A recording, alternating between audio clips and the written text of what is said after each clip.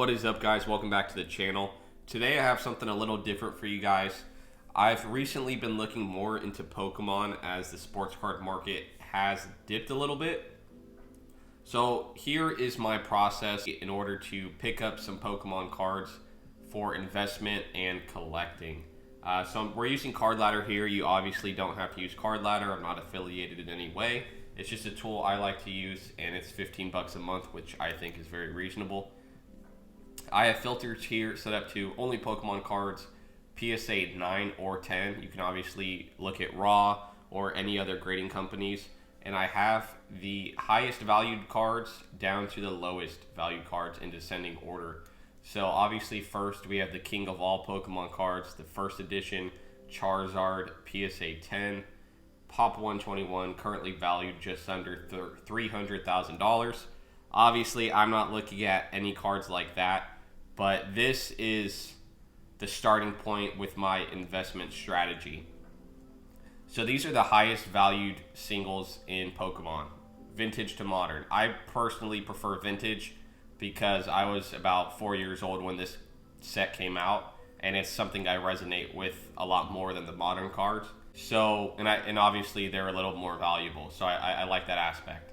So if these are the most valuable Pokemon singles, I obviously can't afford a PSA 10 version, but my thought process is, if you believe in Pokemon cards going up over time, then these will obviously increase in value even though they're already the highest valued Pokemon cards. So my strategy is basically to pick these top tier Pokemon cards and snag them in the highest possible grade I can afford.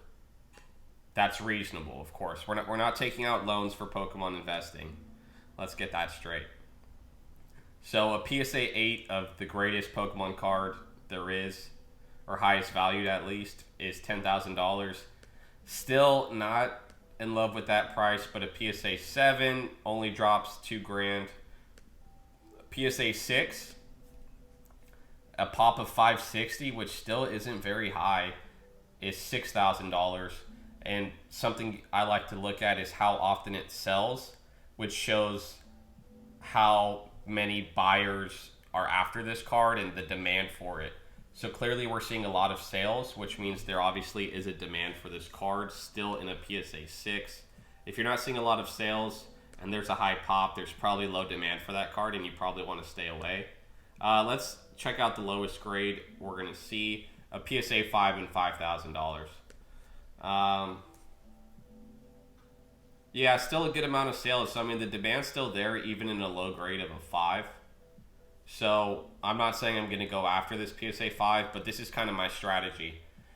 Go after, in my opinion, these most sought after cards in a grade that you can afford. Because if the Pokemon market continues to increase in value, your PSA 5 Charizard first edition is going to increase from $5,000 as well, because you have a very sought after card, even though it's a lower grade. I prefer doing this than getting, let's see, like the lowest value cards there are. Then 100 of these shadowless PSA 9 Charmanders. I'd rather have the PSA 5 Charizard, even though it's a low grade compared to a PSA 9. So my strategy's always been go after the best card in the best grade that's affordable. And, you know, in this case where a PSA 10 is $300,000, PSA 5 still sell. So I'm not saying like you need to have $5,000 to invest. There's obviously lower price cards. This Lugia, for instance, I really like this one. A PSA 10 is valued around $50,000, but when you drop to a PSA 9, it goes from $49,000 to $2,000. Like 25x from a PSA 9 to a 10 seems ridiculous to me. That's why this is one I've been looking at. A year ago, this was an $8,000 card. Now it's back down to $2,000. If this is one you can get under $2,000 or even under $1,500, personally, I'd probably pick it up. And it's one I'm going to keep on my watch list. So you obviously, like, you want to have fun with collecting. So go after Pokemon you enjoy. If Chansey Chansey's extremely rare in a PSA 10. That's why this price is so high. If Chansey's not your favorite Pokemon, that's fine. If you prefer Mewtwo or Blastoise, Gyarados, we can see here, this is a really cool card. If you really like Gyarados, it doesn't have to be a card you don't like, but you're only in it for the money. You can do both at the same time. You can get a Gyarados PSA 8 for $755, still a low pop. We'll check out the 9.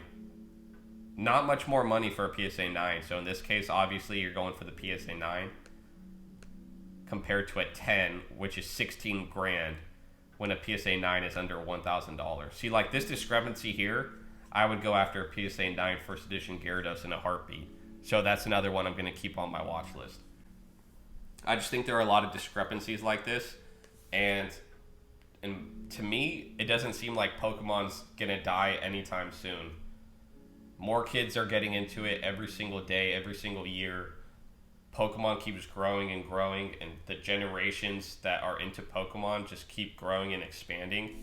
And I think these original base set first editions are just going to become more rare and sought after as more fans get into Pokemon. And the older these cards get, I think the more valuable they're going to get. So I think now's a decent time to at least dip your toe in the water, at least look at some Pokemon if it interests you at all.